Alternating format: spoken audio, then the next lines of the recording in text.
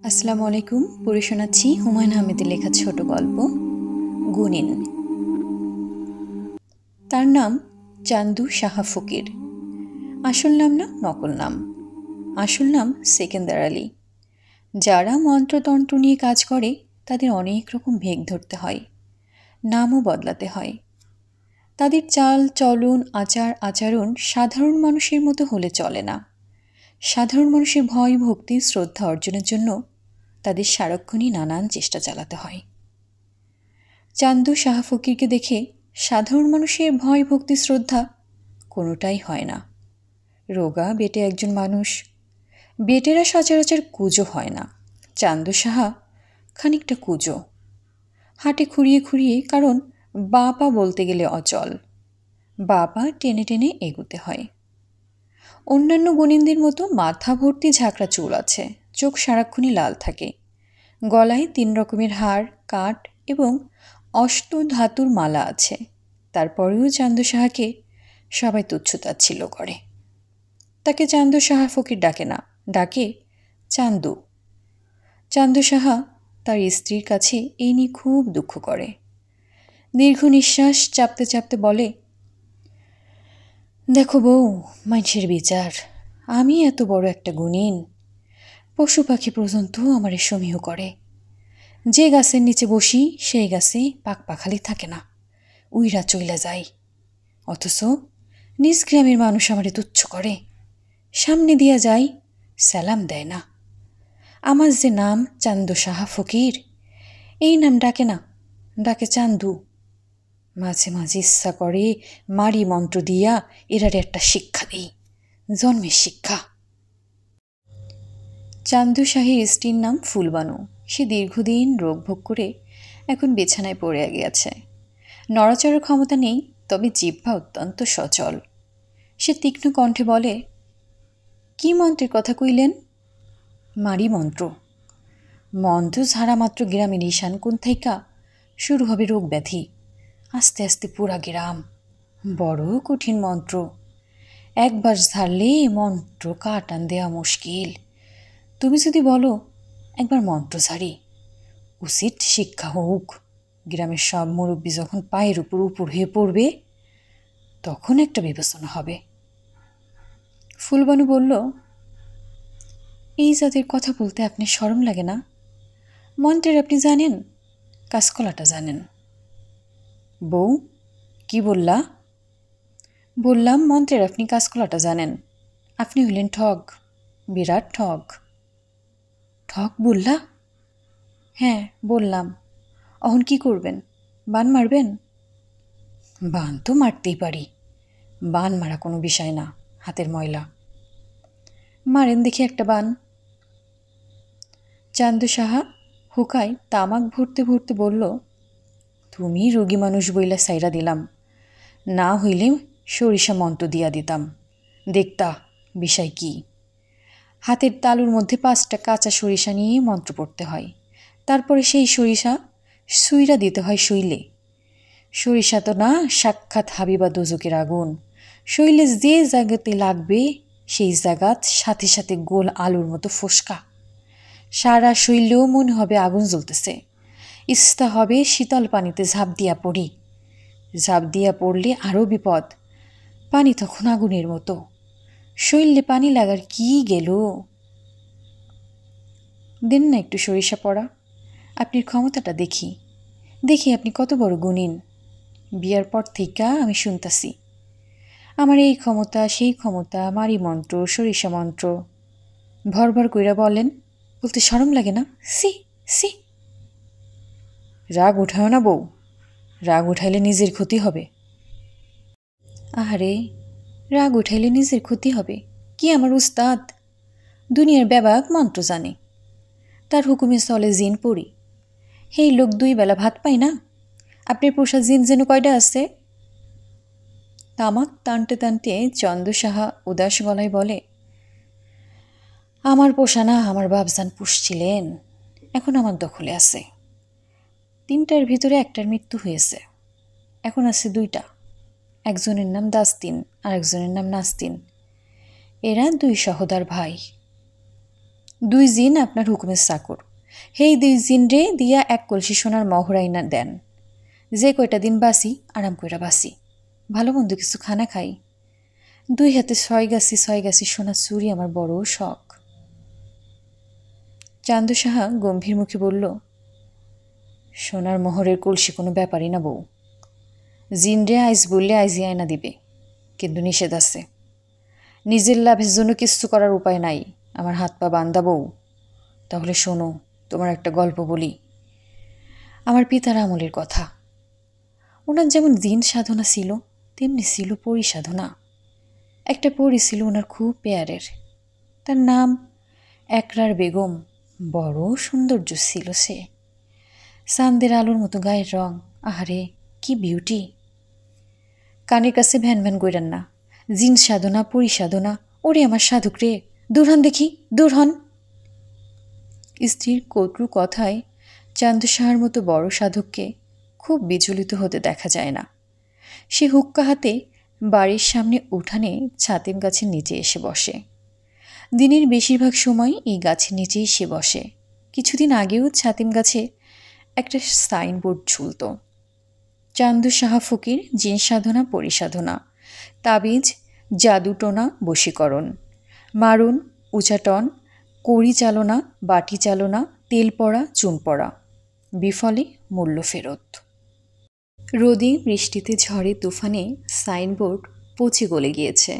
নতুন সাইনবোর্ড কিনতে 120 টাকা লাগে। এত টাকা চান্দু সাহর নেই, সে হতদরিদ্র। কাজেই তাকে এখন মূর্তিমান সাইনবোর্ড হিসেবে বসে থাকতে হয়। বাড়ির সামনে দিয়ে কেউ গেলে গভীর আগ্রহের সঙ্গে জিজ্ঞেস করে, কে যাই? আজিজ মিয়া না? খবর কি? বসো, দু একটা গপসপ করি। শরীর ভালো? মুখটা মলিন দেখতেছি কেন? আজিজ মিয়ার তেমন আগ্রহ দেখা যায় না। ভিন গ্রামের কেউ গুনিনের খোঁজে এলে চান্দু সাহা ফকিরের ভাবভঙ্গি বদলে যায়। সে ভারী গলায় বাড়ির দিকে তাকিয়ে ডাক দেয়, মোবারক, তা মুখে আগুন দাও দেখি। মোবারককে এমনিতে তুই তুই করে বলা হলেও এই সময় তার সম্বোধন হয় তুমি। মোবারক চান্দু সাহা ফকিরের সঙ্গে থাকে। ফকিরকে সে মামা ডাকে। তার বয়স 11। অকট গাধা। গাধারা যেমন কাজকর্মে ভালো হয়, মোবারকও কাজকর্মে ভালো। রান্নাবান্না, কলসি করে টিউবওয়েলের পানি আনা, হাট বাজার করা, কাপড় ধোয়া, রোগীর যত্ন সব সে একাই করে, হাসি মুখে করে। চান্দু সাহা ফকির মোবারককে বেতন দেয় না, সেই সামর্থ্য তার নেই। দুবেলা খাওয়া দিতে পারে না, বেতন তো পরের ব্যাপার। মোবারকের তা নিয়ে মাথা ব্যথাও নেই, সে আনন্দেই আছে, কারণ চান্দু সাহা ফকিরের আশেপাশে থাকাকেও সে ভাগ্য বলে মনে করে। চান্দু সাহা ফকির তাকে পছন্দও করে। মন্টন খুব উদাস হলেই মোবারককে ডেকে বলে, ও মোবারক, তোর কোনো চিন্তা নাই, মন দিয়া কাজকর্ম কর। আমার মৃত্যুর আগে তোরা একটা ফকিরি বিদ্যা দিয়ে যাব। সব দিতে পারবো না, বড় কঠিন বিদ্যা, তবে একটা পাবি। একটা বিদ্যাই যথেষ্ট। সারা জীবন এই বিদ্যা বেচা খাবি, সুখে থাকবি। কদেহি কোন বিদ্যা চাস? নখ পড়া শিখবি? টেলিভিশনের পর্দায় যেমন ছবি দেখা যায়, তেমনি নখের উপর ফাঁকা কালার ছবি দেখবি। তোর রাশিটা কি? তুলা রাশি ছাড়া আবার হয় না। রাশি কি তা ফকির মামা জানি না। আচ্ছা, দেখব নে পরীক্ষা কইরা। তুলা রাশি বলে মনে হয় না, তুই বিরাট গাধা। তুলা রাশির মধ্যে গাধা হয় না। যাই হোক, তুই চিন্তা করিস না, জবান যখন দিছি তোরে একটা মন্ত্র দিয়া যাব। কোন বিদ্যা চাস বল, মুখ ফিটা, শরমের কিছু নাই। শরম নারীর ভূষণ, পুরুষের কলঙ্ক। আইন্ধার মন্ত্র শিখাই দিয়েন। আবে বেটা, তুই কস কি? এই মন্ত্র যারে তারে জেরান দেয় না, বড় কঠিন মন্ত্র। 2 বার এই মন্ত্র পইরা ডাইন কান্দে একবার, বাউ কান্দে একবার, ফু, ব্যাস, আর দেখা লাগবো না। তুই হবি অদৃশ্য। তুই সবের দেখবি, তোরে কেউ দেখব না। তুই হবি অদৃশ্য মানব। এই মন্ত্র যারে তারে দেয়া যায় না। শোন তাইলে একটা গফ। আমার তখন জোয়ান বয়স। বাঁশখালী অঞ্চলের নাম করা চোর মজনু মিয়া এক রাইতে আমার পায়ে আইসা পড়ল। 2টা মন্ত্র চাই, নিদালি মন্ত্র আর আইন্ধার মন্ত্র। বলে কি, ফকির সাহেব, এই 2 মন্ত্র দেন, আর টাকা কি লাগবো কন? টাকা কোনো বিষয় না। আমি বললাম, এইটা তো হবে না, এই মন্ত্র যারে তারে দেওয়া যায় না, উস্তাদের নিষেধ আছে, কঠিন নিষেধ। মজনু মিয়া তখন আমার ভয় দেখায়, বলে কি, মন্ত্র না দিলে ফকির সাহেব আপনারই কিন্তু অসুবিধা হবে, আমি সহজ লোক না, আমি জটিল লোক। আমি মনে মনে হাসলাম। যারা জিন সাধনা তারে দেখায় ভয়। হাতি ঘোড়া গেল তল, পিপেরিকা বলে কত জল, হায় রে বেকুব। পরের ঘটনা বিরাট ইতিহাস। ইতিহাসটা কি? চান্দু শাহ ফকির উদাস গলায় বলে, সব ইতিহাস শুনানোর দরকার নাই মোবারক, কাজ কর, কাজ কর, মন দিয়া কাজ করলে তোরে গতি কইরা দিয়া যাব। চান্দু শাহ ফকির জবান ঠিক রাখে। ইতিহাসটা জাননের খুব ইচ্ছা হইতেছে মামা। দিক করিস না মোবারক, কাজ করতে বলছি, কাজ কর। গুণিন যারা তারার কথা বলতে কম হয়, কথা বেশি বললে মন্ত্রের জোর কমে। আইসা একদিনে মেলা কথা বইলা ফেলছি, আর না। কথা বললে যদি মন্ত্রের জোর কমে, তাহলে চান্দু শাহ ফকিরের মন্ত্রে কোনো জোর থাকার কথা না, কথা বলার কোনো সুযোগই সে নষ্ট করে না। অন্য গ্রামের অচেনা কেউ এলে তো কথাই নেই, এরকম ঘটনা আজকাল ঘটে না। পীর ফকির গুনিনের আগে রমরমা নেই। আগে কি দিন ছিল আর এখন কি দিন। চান্দু শাহ ফকির ছাতেম গাছের নিচে বসে বর্তমান দিনের কথা ভেবে দীর্ঘশ্বাস ফেলে। আগের দিনে কথায় কথায় গুনিন ডাকত, গুনিন ছাড়া সমাজ ছিল অচল। পাগলা কুকুরের কামড়, হলুদ পোড়া, সাপের কাটা, কালো তাগা, জিনির দৃষ্টি, লোহা পড়া, সোলেমানি তাবিজ, ভূতের বাতাস, সরিষা পড়া, পরীর নজর, বাড়ি বন্ধন, চোরের উপদ্রব, কণ্টক মন্ত্র। নয়া আবু রাতে ঘুমাতে চায় না, চিল্লাফাল্লা করে, আবু নিদালি। সেই আমলে একটা গুনিনের দিন ভালোই চলে যেত। খাওয়া পড়ার রমরমা না থাকলেও অনাহারে থাকতে হতো না। নতুন ধান উঠলে গুনিনদের বাড়িতেই 1 ধামা ধান পাঠিয়ে দেওয়া রেওয়াজের মধ্যে ছিল। লাউ গাছের 10টা লাউ ফললে 1টা লাউ পাঠিয়ে দাও গুনিনের কাছে। এইসব সভ্যতা ভাব্যতার আজকাল কিছুই নাই। মন্ত্রতন্ত্রের উপর থেকে মানুষের বিশ্বাস উঠে গেছে।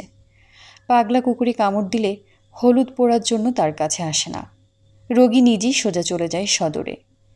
নাভির মধ্যে 7 ইঞ্জেকশন, এতে নাকি রোগ আরাম হয়। কি অসম্ভব কথা। চান্দু শাহ ফকিরের দিনকাল বড়ই খারাপ যায়।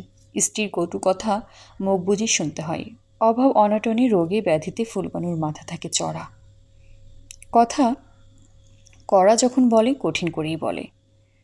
আগে হঠাৎ হঠাৎ বলতো, ইদানিং প্রায় রোজই বলছে।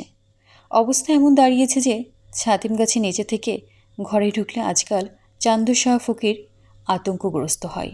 মনে হয় না জানি কপালে কি আছে। চান্দু শাহ ফকির রাতে শোয়া মাত্রই ঘুমিয়ে পড়তে পারে না। বয়সের কারণে তার ঘুম কমে গেছে। বিছানায় চুপচাপ শুয়ে থাকতেও তার ভালো লাগে না। গল্প করতে ইচ্ছে করে, ফকিরি গল্প। গল্প শুরু করলেই ফুলবানু এমন হইচই শুরু করে যে চান্দু সাহার আফসোসের সীমা থাকে না। কেন যে গল্প শুরু করলো? চুপচাপ বিছানায় শুয়ে থাকলে এই যন্ত্রণা হতো না। একে বলে খাল কেটে কুমির আনা। আজ রাতেও এরকম খাল কাটার ব্যাপার ঘটেছে। চান্দু শাহ ফকির মনের আনন্দে খাল কেটে যাচ্ছে। সে তার এক ফকিরি গল্প শুরু করেছে। গল্প বলতে বড় ভালো লাগছে। সে বুঝতেই পারছে না কিছুক্ষণের মধ্যেই তার কাটা খালে কুমির আসবে, আলিশান কুমির। বুঝলা বউ, তখন আমার যৌবনকাল, তোমার সঙ্গে তখনও বিবাহ হয় নাই। টুকটাক ফকিরি করি। ফকির তো আর 24 ঘন্টার কাজ না। যখন ডাক পড়ে ফট, বাকি সময় গান বাজনা করি। যৌবনকালে ঢোল ভালো বাজাইতাম, মন্দিরাও শিখছিলাম। তবে ঢোল হইল মন্দিরার চেয়ে কঠিন বিদ্যা। শুনতেছে বউ? শুনতেছি, বলেন। তখন মুরাদপুর গ্রাম থেকে একটা ডাক পাইলাম। মুরাদপুর গ্রামের বিশিষ্ট জোতাদার ইয়াজউদ্দিন হাওলাদার মহিষের গাড়ি পাঠাইয়া দিয়েছেন আমাকে নিবার জন্য, কারণ তার পুত্রবধূর প্রসব বেদনা। বউ শুনতেছ? বড়ই চমকপ্রদ কাহিনী। আপনার চমকপ্রদ কাহিনী শুনতেছি। হাওলাদার সাহেবের পুত্রবধূ হইল মৃত বৎসা। মৃত বৎসা বুঝলা তো, সন্তান হয় আর বাঁচে না। আমার ডাক পড়েছে বিষয়কে দেখার জন্য। গিয়া দেখি মেলা ডাক্তার কবিরাজ আছে, আমিও তাদের মধ্যে সামিল হইলাম।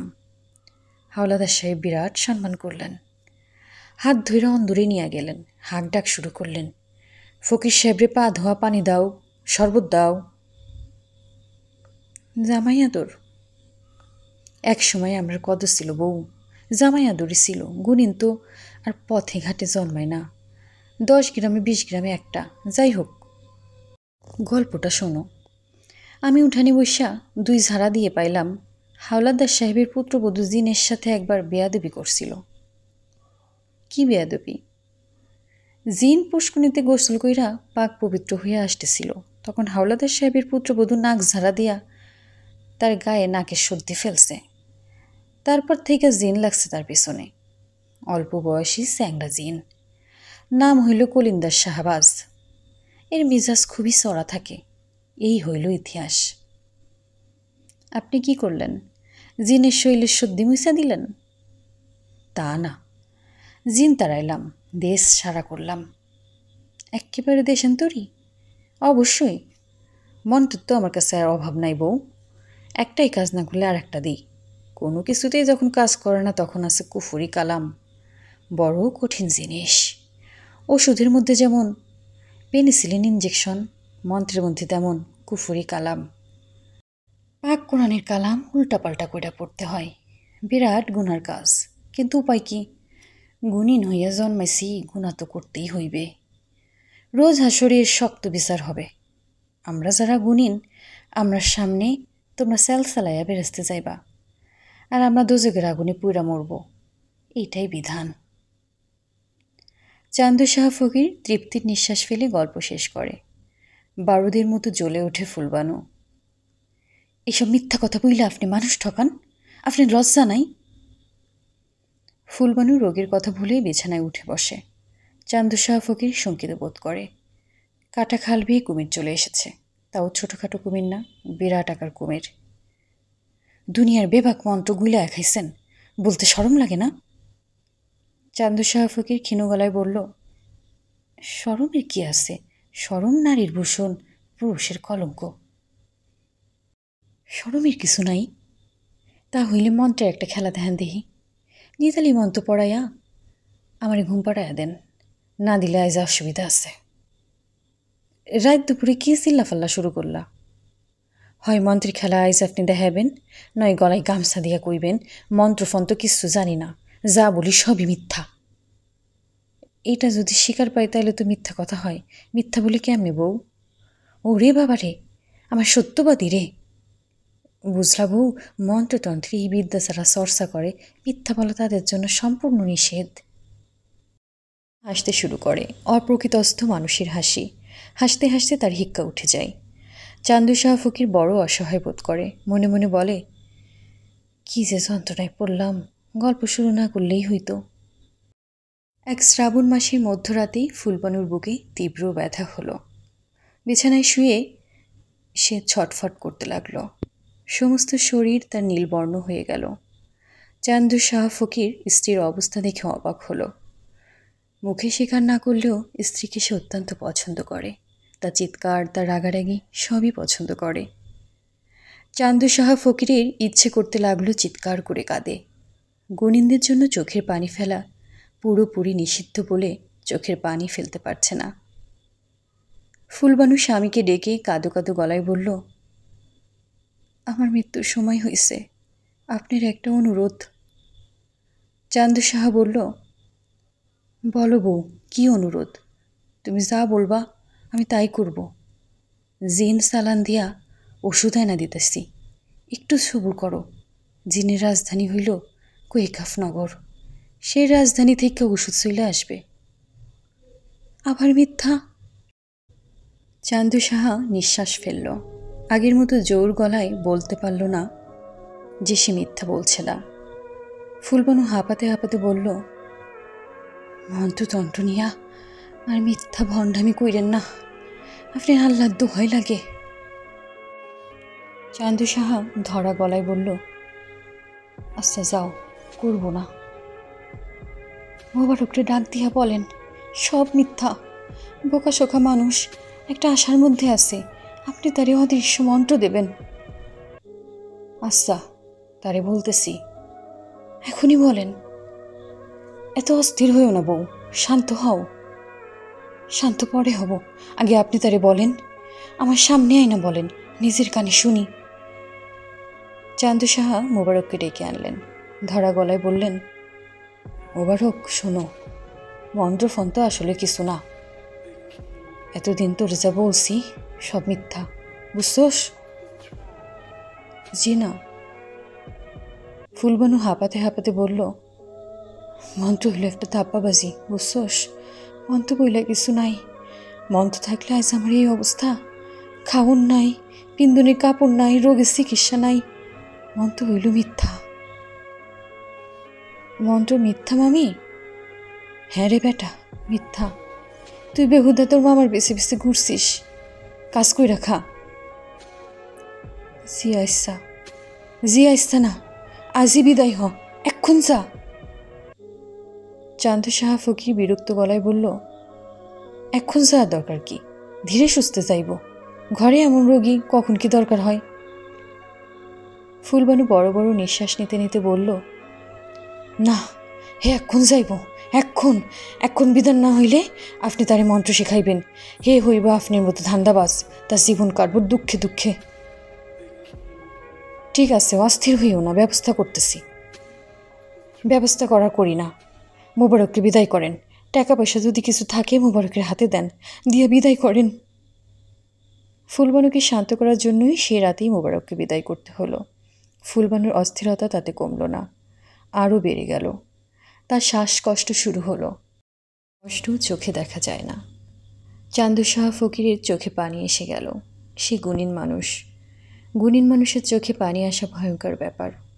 মন্ত্রের জোর বলে কিছু থাকে না, কিন্তু সে চোখের পানি সামলাতে পারছে না। ফুলবানু স্বামীর দিকে তাকিয়ে বলল, কাঁদতেছেন কেন? পোলাপানের মতো সিক্কর দিয়া কান্দন, সি সি, মানুষ হইয়া জন্মাইছি, রোগ হইব, ব্যাধি হইব, একদিন মরণ হইব, কান্দনের কি? চোখ মুছেন।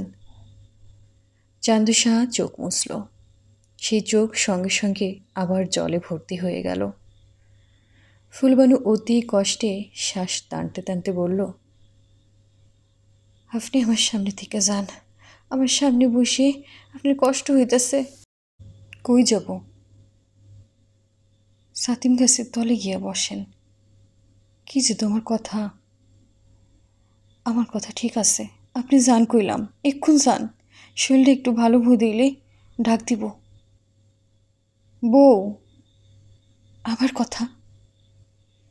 চান্দু সাহা ফকির হুকু হাতে ছাতিম গাছের নিচে বসল। কৃষ্ণপক্ষের মরা চাঁদ উঠেছে, চারদিকে গা ছমছমা আলো, ঘরের ভিতর থেকে ফুলবানুর কাঁদটানি শোনা যাচ্ছে। এমন সময় একটা অদ্ভুত ঘটনা ঘটল। চান্দু সাহা ফকিরকে চমকে দিয়ে কে একজন মিষ্টি গলায় ডাকল, ফকির সাহেব। চান্দু সাহা চারদিকে তাকিয়ে দেখতে পেল না, ভয়ে সে অস্থির হয়ে গেল। ফুলের গন্ধে চারদিক ম ম করছে, কোথা থেকে আসছে এত মিষ্টি সুবাস? কে কে কে কথা বলে? মিষ্টি গলা আবার শোনা গেল। এ মা, ভয়ে আপনি দেখি আধমরা। যে দিন রাত জিন সাধনা পরিসাধনার কথা বলে, তার এমন ভয় পেলে চলে? আপনি কে? আমি পড়ি। চান্দু সাহা হতভম্ব গলায় বলল, পড়ি বইলা দুনিয়ায় কিছু নাই। ও মা, আজ দেখি উল্টো কথা। উল্টা না, এটা সত্য। এটা যদি সত্যি হয় তাহলে আমার কথা কিভাবে শুনছেন? রোগী সুখী অভাব অনটনের মধ্যে মনের মধ্যে ধান্দা লাগছে, ধান্দার কারণে শুনতেছি, আসলে কিছু না। ভালো করে তাকান, তাকিয়ে দেখেন তো কি ব্যাপার। চান্দু সাহা ফকির ভালো করে তাকালো। আরে তাই তো, তার সামনে একটা পরী দাঁড়িয়ে আছে, দেখতে কিশোরী মেয়েদের মতো, শুধু চোখ দুটি অস্বাভাবিক উজ্জ্বল, পাখা আছে, পাখা দুটো অল্প অল্প কাঁপছে, ফুলের গন্ধ আসছে পরী মেয়েটার গা থেকে। কি অদ্ভুত গন্ধ আর কি সুন্দর মেয়েটার মুখ। পরি ঠোঁট টিপে হাসতে হাসতে বলল, দেখলেন? চান্দু সাহা কিছু বলল না। বলবে কি? সে পুরোপুরি হকচকিয়ে গেছে। পরি আবার কি? কি? মুখে দেখি বাক্য নেই, বিনা আগুনে হুক্কা টানছেন। হুক্কায় আগুন দেওয়ার কেউ নেই। মোবারক চলে গেছে। জি। ঘরে এমন রোগী, জীবন মরণ ব্যাপার, আর মোবারক চলে গেল। চান্দু সাহা কি বলবে ভেবে পেল না। শরীর বন্ধন মন্ত্রটা কি পড়বে? পড়ে ফেলা দরকার। এই পরি মেয়েটার কাণ্ড কারখানা ভালো ঠেকছে না। যদিও মন্ত্রতন্ত্র বলে কিছু নেই, নেই বা বলা যায় কিভাবে। চোখের সামনে দেখতে পাচ্ছে পাখাওয়ালা পরি। কি আজীব কাণ্ড। চান্দু সাহা ফকির? চান্দু সাহা জবাব দিল না। শরীর বন্ধন মন্ত্র মনে করার চেষ্টা করতে লাগলো। দোহাই দোহাই তিন পীর, কিরপিন সবে নীর, লক্ষ্মী ও মনসা, মা কালী ভরসা।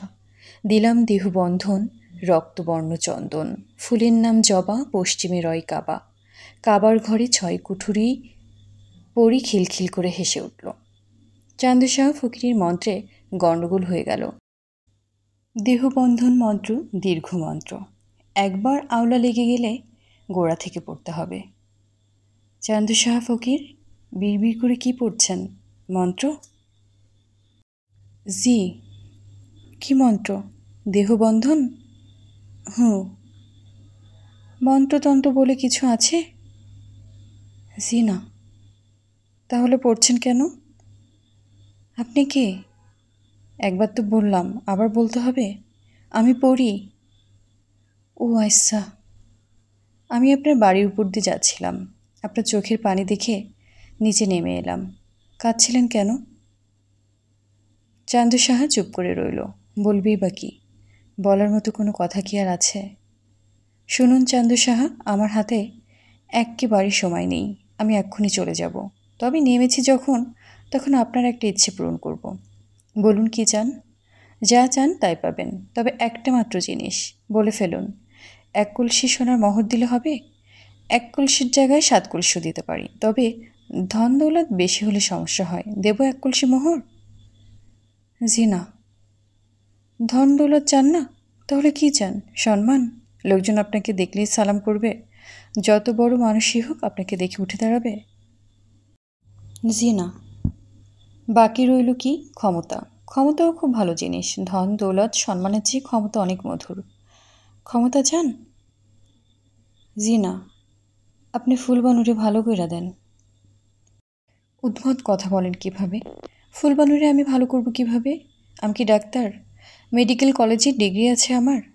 আপনাকে বুদ্ধিমান লোক বলে ভেবেছিলাম, এখন তো দেখছি আপনি বোকা, মহা বোকা। ফুলবানু যে দজ্জাল, ভালো হয়ে গেলে আপনাকে তো কচলে ফেলবে। কচলাইলেও ক্ষতি নাই।